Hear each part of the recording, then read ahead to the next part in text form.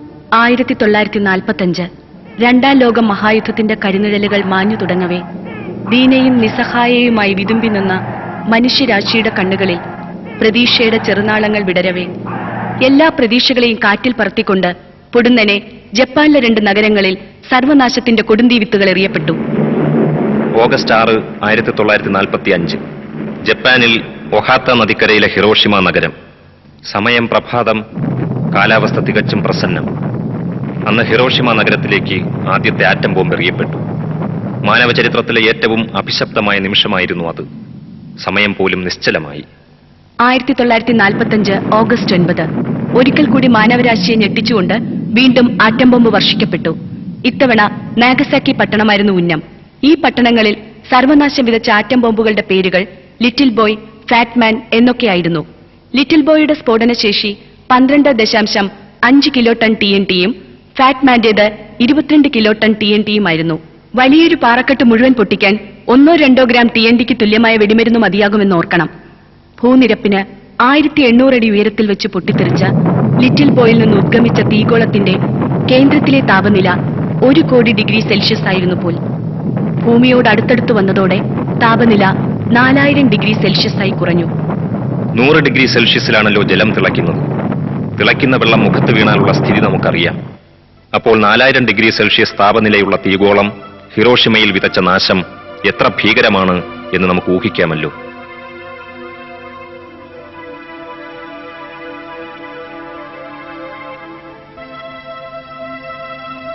മൂന്ന് ചതുരശ്ര കിലോമീറ്റർ വിസ്തൃതിയിലുണ്ടായിരുന്ന കെട്ടിടങ്ങളിൽ 92% ഭസ്മമായി. വീടുകൾ, ഫാക്ടറികൾ, മനുഷ്യർ, സർവസ്വവും.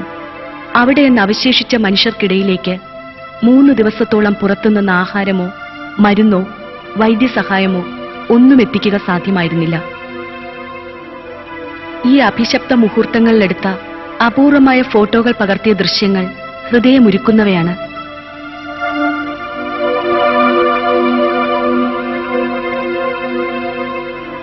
കോണിപ്പടിക്കരികെ നിന്നിരുന്ന ഒരാൾ ഉരുകി ബാഷ്പമായി മാറി. ഹിരോഷിമയിൽ നിന്ന് 3.5 കിലോമീറ്റർ ദൂരത്ത് പാറാവ് കഴിഞ്ഞ് താവളത്തിലേക്ക് മടങ്ങി വരികയായിരുന്ന ഒരു പട്ടാളക്കാരൻ.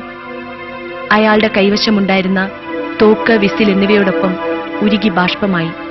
അവശേഷിച്ചത് അയാളുടെ ബെൽറ്റ് മാത്രം.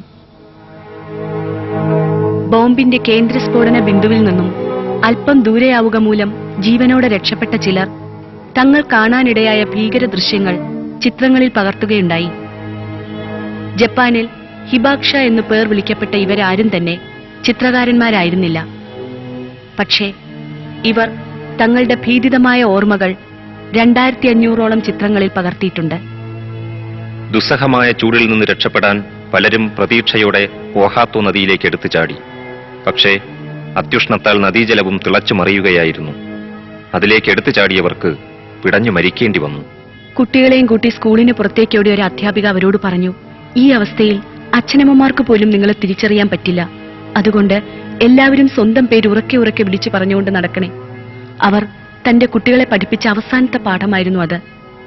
ഹിരോഷിമ സ്ഫോടനത്തിന്റെ കേന്ദ്രബിന്ദുവിൽ നിന്ന് 8 കിലോമീറ്റർ അകലെ സ്വന്തം കുഞ്ഞിന്റെ ശവം സംസ്കരിക്കാൻ ശ്രമിച്ചുകൊണ്ടിരുന്ന ഒരമ്മ ചുറ്റുപാടുമുള്ള സർവസ്വവും ചാമ്പലായി കിടക്കയാൽ ഒന്നും ചെയ്യാനാവാതെ നിസ്സഹായയായി നിന്നു.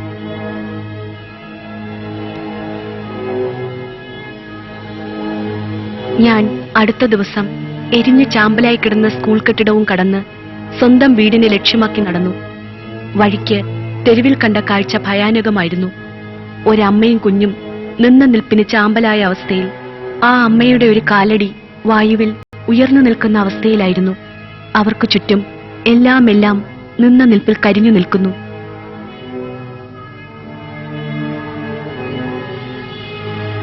ഒരു കുഞ്ഞിന്റെ ജീവൻ രക്ഷിക്കാനുള്ള ശ്രമത്തിനിടയിൽ എനിക്ക് വലിയൊരു അഗ്നികുണ്ഠം മുറിച്ചു കടക്കേണ്ടി വന്നു. പാവം കുഞ്ഞ്.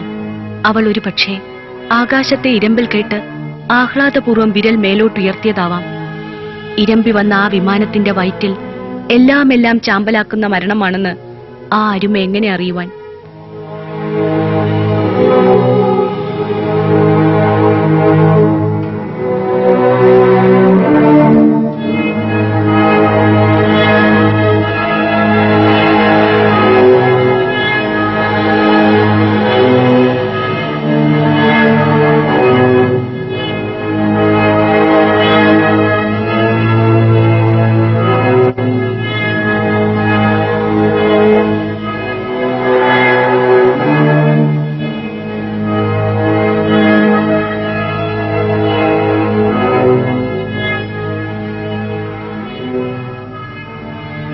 പക്ഷേ അതിഭീകരവും അതീവ ദൈന്യവുമായ ആ അവസ്ഥയിലും മനുഷ്യനന്മയുടെ തിളക്കമാർന്ന മുഖം കാണാമായിരുന്നു.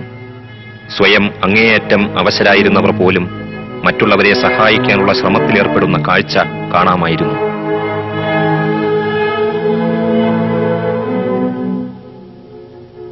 ജപ്പാനിൽ ആറ്റം ബോംബ് വർഷിക്കേണ്ടത് അനിവാര്യമായിരുന്നുവോ?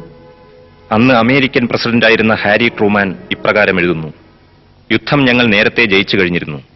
പക്ഷേ ഈ ലോകത്ത് ജീവിക്കാൻ കൊതിക്കുന്നവർ ഞങ്ങൾക്ക് വിധേയരായേ മതിയാവൂ എന്ന് ലോകത്തെ മനസ്സിലാക്കിക്കാൻ ആറ്റം ബോംബ് പൊട്ടിച്ചേ മതിയാവുമായിരുന്നുള്ളൂ. പക്ഷേ ഈ വിധേയവൽക്കരണത്തിനു വേണ്ടി ഹോമിക്കപ്പെട്ടത് 3.5 ലക്ഷം മനുഷ്യജന്മങ്ങളാണ്. ഇന്നത്തെ ആറ്റം ബോംബുകളുമായി താരതമ്യപ്പെടുത്തുമ്പോൾ ഹിറോഷിമയിലും നാഗസാക്കിയിലും വർഷിക്കപ്പെട്ട ബോംബുകൾ വെറും ഏറുപടക്കങ്ങളായിരുന്നു എന്നോർക്കണം.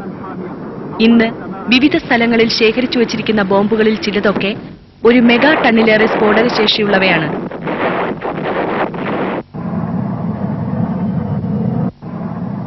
എന്താണ് ഈ TNT?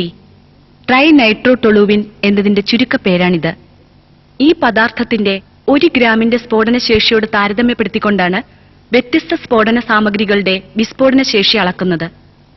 1 മെഗാ ടൺ TNTക്ക് തുല്യം സ്ഫോടക ശേഷിയുള്ള വെടിമരുന്ന് കൊണ്ടുപോകുന്നതിന് 400 കിലോമീറ്റർ നീളമുള്ള തീവണ്ടി വേണ്ടിവരും. ഏറ്റവും ചെറിയ അണുബോംബിൽ നിന്ന് പോലും കോടിക്കണക്കിന് ഗ്രാം TNTക്ക് തുല്യം ഊർജം ന്യൂക്ലിയർ ഫിഷൻ വഴി ഉത്സർജിക്കുന്നു. ന്യൂക്ലിയർ ഫിഷന് യുറേനിയം 235, പ്ലൂട്ടോണിയം 239 തുടങ്ങിയ റേഡിയോ ആക്റ്റീവ് മൂലകങ്ങളാണ് ഉപയോഗിക്കുന്നത്. ഈ മൂലകങ്ങളുടെ ഏതെങ്കിലും ഒരാറ്റത്തിന്റെ ന്യൂക്ലിയസിൽ നിന്ന് ഒരു ന്യൂട്രോണിനെ ഉയർന്ന ഊർജം പ്രയോഗിച്ച് വേർപെടുത്താൻ കഴിഞ്ഞാൽ പ്രസ്തുത ന്യൂട്രോൺ മറ്റ് ആറ്റങ്ങളിലെ ന്യൂട്രോണുകളിൽ ചെന്നിടിക്കുകയും അങ്ങനെ അനിയന്ത്രിതമായ ഒരു ശൃംഖലാ പ്രവർത്തനം, ചെയിൻ റിയാക്ഷൻ ആരംഭിക്കുകയും ചെയ്യുന്നു. ഈ ശൃംഖലാ പ്രവർത്തനമാണ് അണുബോംബ് വിസ്ഫോടനത്തിന് ആധാരമായി വർത്തിക്കുന്നത്. ഹൈഡ്രജൻ ബോംബുകളിൽ അണുസംയോജനം അഥവാ ന്യൂക്ലിയർ ഫ്യൂഷന്റെ തത്വമാണ് പ്രയോജനപ്പെടുത്തുന്നത്. സാധാരണ ഹൈഡ്രജൻ ബോംബുകളിൽ ഹൈഡ്രജന്റെ 2 ഐസോടോപ്പുകൾ ഡ്യൂട്ടീറിയവും ട്രീറ്റിയവും തമ്മിൽ സംയോജിച്ച് ഹീലിയം രൂപം കൊള്ളുന്നു. ഈ പ്രക്രിയ തുടങ്ങിവെക്കുന്നതിന് വളരെ ഉയർന്ന താപനില ആവശ്യമാണ്. ന്യൂക്ലിയർ ഫിഷൻ ഉപയോഗിച്ചാണ് ഈ ഉയർന്ന താപനില കൈവരിക്കുന്നത്. ഒരിക്കൽ ന്യൂക്ലിയർ ഫിഷൻ വഴി ഉയർന്ന താപനില കൈവരിച്ചു കഴിഞ്ഞാൽ അണുസംയോജന പ്രക്രിയ അഥവാ ഫ്യൂഷൻ ആരംഭിക്കുകയായി. വളരെ വലിയ തോതിൽ ഊർജോത്സർജനം നടത്താനും സ്ഫോടകശേഷി കൈവരിക്കാനും ഈ പ്രക്രിയ വഴി കഴിയുന്നു. നമ്മുടെ സുന്ദരമായ ഈ ഒരേ ഒരു ഭൂമിയിൽ 20,000 ടൺ മെഗാടൺ TNTക്ക് തുല്യമായ അണുവിസ്ഫോടന സാമഗ്രികളാണ് സൂക്ഷിച്ചു വച്ചിരിക്കുന്നത്. ഭൂമുഖത്ത് ജീവിക്കുന്ന ഓരോ മനുഷ്യന്റെയും മുതുകത്ത് 4 കിലോഗ്രാം TNTയാണ് കയറ്റിവെച്ചിരിക്കുന്നത്. 1945-നും ഇന്നത്തെ കാലത്തിനുമിടയിൽ ഭൂമിയിലെ ജനസംഖ്യ ഏതാണ്ട് 2 മടങ്ങാണ് വർദ്ധിച്ചത്. പക്ഷേ ഇതേ കാലഘട്ടത്തിൽ ഭൂമുഖത്തുള്ള അണുബോംബുകളുടെ വിസ്ഫോടന ശേഷി 50,000 മടങ്ങാണ് വർദ്ധിച്ചിരിക്കുന്നത്. ഉദ്ദേശം 600 വർഷങ്ങൾക്ക് മുമ്പാണ് വെടിമരുന്ന് കണ്ടുപിടിക്കപ്പെട്ടത്. ഇന്ന് ആണവശക്തികളുടെ ശേഖരത്തിലുള്ള 1-2 ചെറു ബോംബുകൾ പൊട്ടിച്ചാൽ ഉത്സർജിക്കപ്പെടുന്ന സ്ഫോടനശേഷി കഴിഞ്ഞ 600 വർഷത്തിനിടയിൽ ലോകത്തെമ്പാടുമായി ഉപയോഗിച്ചിട്ടുള്ള വെടിമരുന്നിന്റെ വിസ്ഫോടനശേഷിയേക്കാൾ കൂടുതലായിരിക്കും. ഞെട്ടിപ്പിക്കുന്ന എത്രയെത്ര കണക്കുകൾ! പക്ഷേ എല്ലാം അറിഞ്ഞിട്ടും വിനാശത്തിന്റെ ആ കറുത്ത പാതയിലൂടെ നാം അടിവെച്ചടിവെച്ച് മുന്നോട്ട് നീങ്ങുകയാണ്. അണുബോംബ് 1945, അന്തർ വൻകര ബോംബർ 1948, ഹൈഡ്രജൻ ബോംബ് 1951, അന്തർ വൻകര ബാലിസ്റ്റിക് മിസൈൽ 1957, അന്തർവാഹിനി മിസൈലുകൾ 1960, MRV 1964, MIRV 1968, ദീർഘദൂര ക്രൂസ് മിസൈൽ 1976, ന്യൂട്രോൺ ബോംബ് 1981. ഒരിക്കൽ ജീവന്റെ ആദ്യ കണങ്ങൾ സ്ഫുരണം ചെയ്തത് സമുദ്രത്തിലാണ്. ഇന്ന് അതേ സമുദ്രത്തിലൂടെ മരണവാഹികളായ അനേകം കപ്പലുകൾ അവിരാമം സഞ്ചരിച്ചുകൊണ്ടിരിക്കുകയാണ്. ഈ മഹാഭ്രാന്ത് സമുദ്രത്തിൽ മാത്രമല്ല, ആകാശത്തിലേക്കും വ്യാപിച്ചു കഴിഞ്ഞിരിക്കുന്നു. ബഹിരാകാശത്തിൽ പരീക്ഷണശാലകൾ ഉയരുന്നു. ലേസർ സംവിധാനങ്ങൾ ഘടിപ്പിക്കപ്പെടുന്നു. മിസൈലുകൾ ഘടിപ്പിച്ച റോക്കറ്റുകൾ ഭ്രമണം ചെയ്യാനുള്ള ഒരുക്കങ്ങൾ നടക്കുന്നു. ഈ അധുനാധുന മൃത്യുതന്ത്രങ്ങളെല്ലാം കമ്പ്യൂട്ടറിന്റെ നിയന്ത്രണത്തിലായിരിക്കും. കമ്പ്യൂട്ടറുകൾക്ക് തെറ്റുപറ്റാം. ആകാശത്തിലൂടെ പറക്കുന്ന പക്ഷികളെ മിസൈലുകൾ എന്നവ തെറ്റിദ്ധരിച്ചേക്കാം. അങ്ങനെ ഒരു പ്രത്യാക്രമണത്തിന് അവ വഴിയൊരുക്കിയേക്കാം. കമ്പ്യൂട്ടറുകൾക്ക് പറ്റാവുന്ന ചെറിയൊരു വീഴ്ചയാണിത്. ഇതിനേക്കാൾ ഗുരുതരമായ വീഴ്ചകൾ അവയ്ക്ക് സംഭവിക്കുകയാണെങ്കിൽ സർവനാശത്തിലേക്കായിരിക്കും അത് നയിക്കുക. അണുബോംബ് സ്ഫോടനം നടക്കുന്നതോടൊപ്പം കണ്ണഞ്ചിപ്പിക്കുന്ന പ്രകാശം ചുറ്റും പരക്കുന്നു. അതോടൊപ്പം ഏതാണ്ട് 2.5 കിലോമീറ്റർ ദൂരം വരേക്കും അത്യന്തം ഹാനികരമായ അണുവികിരണം റേഡിയേഷൻ വ്യാപിക്കുന്നു. തൊട്ടടുത്തുള്ള അന്തരീക്ഷത്തിന്റെ താപനില പൊടുന്നനെ ഉയർന്ന് 1 കോടി ഡിഗ്രി സെൽഷ്യസ് വരെ ചെന്നെത്തുന്നു. ഇത് ഏതാണ്ട് സൂര്യനിലെ താപനിലയ്ക്ക് തുല്യമാണ്. ഈ ഭീകരോഷ്ണത്തിൽ സ്ഫോടന സ്ഥാനത്തിനടുത്തുള്ള സർവ്വജീവജാലങ്ങളും ചാമ്പലാകുന്നു. സ്ഫോടന സ്ഥാനത്തിന് ചുറ്റും 2-2.25 കിലോമീറ്റർ ചുറ്റളവിലുള്ള വായുമണ്ഡലം ഒരു പടുകൂറ്റൻ അഗ്നിഗോളമായി രൂപം പ്രാപിക്കുന്നു. ബോംബ് സ്ഫോടനത്തിൽ നിന്ന് ഉത്സർജിക്കുന്ന ഊർജം സെക്കൻഡിൽ 320 മീറ്റർ വേഗത്തിൽ വിസ്ഫോടന തരംഗങ്ങളുടെ രൂപത്തിൽ മുന്നോട്ട് നീങ്ങുന്നു. സ്ഫോടനം മൂലം അതിതപ്തമായി തീർന്ന വായു അഗ്നിഗോള രൂപം പൂണ്ട് മണിക്കൂറിൽ 400 കിലോമീറ്റർ വേഗത്തിൽ മുകളിലേക്ക് ഉയർന്നു തുടങ്ങുന്നു. സ്ഫോടന സമയത്ത് വായുവിൽ മണ്ണും പൊടിപടലങ്ങളും ഒക്കെ കൂടിക്കലരുന്നതിനാൽ അഗ്നിഗോളം പതുക്കെ പതുക്കെ ചെറുതായി തുടങ്ങും. തീഗോളം ഉയർന്നു പോകുന്നിടത്ത് ശൂന്യത രൂപം കൊള്ളുകയും പ്രസ്തുത ശൂന്യതയിലേക്ക് പുതിയ വായു തള്ളിക്കയറുകയും ചെയ്യുന്നു. ഇതുമൂലമാണ് സ്ഫോടനത്തിന് ശേഷം ഭീമാകാരമായ കൂൺമേഘം മഷ്റൂം ക്ലൗഡ് രൂപം കൊള്ളുന്നത്. അപകടകരമായ ആണവ വികിരണം നടത്തുന്ന ഈ കൂൺമേഘം വായുവിൽ ഏതാണ്ട് 24 കിലോമീറ്റർ വരെ, എവറസ്റ്റ് കൊടുമുടിയുടെ 3 മടങ്ങ് ഉയരം വരെ ഉയർന്നു വ്യാപിക്കുന്നു. ക്രമേണ ഈ മേഘപടലം താഴോട്ടിറങ്ങി വന്ന് അനേകായിരം കിലോമീറ്റർ വിസ്തൃതിയിൽ ചുറ്റും വ്യാപിക്കുകയും അവിടങ്ങളിലുള്ള ജീവജാലങ്ങളെ പതുക്കെ പതുക്കെ സർവനാശത്തിലേക്ക് വലിച്ചിഴച്ചു കൊണ്ടുപോവുകയും ചെയ്യുന്നു.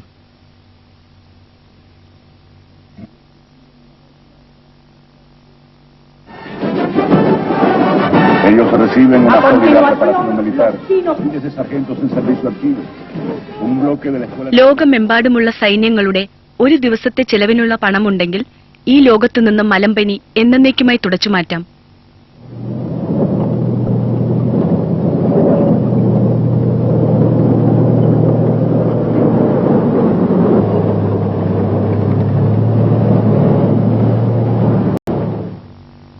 ഒരു ആധുനിക യുദ്ധ ടാങ്കിന്റെ വില കൊണ്ട് 1 ലക്ഷം മനുഷ്യർക്ക് 8 ദിവസം ആഹാരം നൽകാനാകും.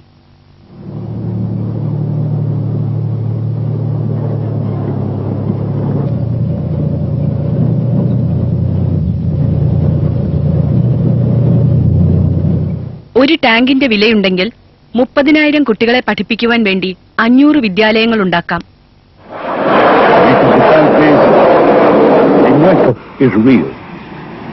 Disregarding the hopes and wishes of atomic bomb victims, this atomic ഒരു ആധുനിക യുദ്ധവിമാനത്തിന് ചെലവാക്കുന്ന തുകയുണ്ടെങ്കിൽ 40,000 ഗ്രാമങ്ങളിൽ പ്രാഥമികാരോഗ്യ സംവിധാനങ്ങൾ ഏർപ്പെടുത്താം. The Trident submarine under construction is capable of launching 192 nuclear warheads, each equivalent to 35 Hiroshima bombs. ഒരു അണുവാഹിനി മുങ്ങിക്കപ്പലിന്റെ വില കൊണ്ട് 23 വികസ്വര രാജ്യങ്ങളിലെ 1,60,00,000 കുട്ടികൾക്ക് വിദ്യാഭ്യാസം നൽകാം.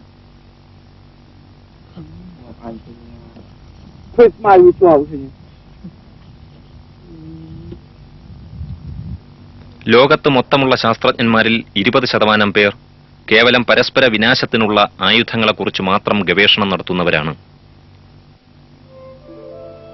ഈ മാരകവും ഭ്രാന്തവുമായ ആയുധ പന്തയത്തിനെതിരെ, ശാസ്ത്രത്തിന്റെ ദുരുപയോഗത്തിനെതിരെ ലോകമെമ്പാടും പ്രതിഷേധമുയർന്നിട്ടുണ്ട്. ഒന്നാമത്തെ ആറ്റം ബോംബിന് രൂപം നൽകിയ മാൻഹാറ്റൻ പ്രോജക്റ്റിലെ ശാസ്ത്രജ്ഞന്മാർക്കെതിരെ ആദ്യ ബോംബ് നിർമ്മിക്കപ്പെടും മുമ്പ് തന്നെ ശക്തമായ എതിർപ്പുയരുകയുണ്ടായി. ഒന്നാമത്തെ അണുബോംബ് വിസ്ഫോടനം മുതൽ ഇന്നുവരെ അണ്വായുധങ്ങൾക്കെതിരെ അനേക ലക്ഷം പേർ പ്രതിഷേധമുയർത്തിയിട്ടുണ്ട്.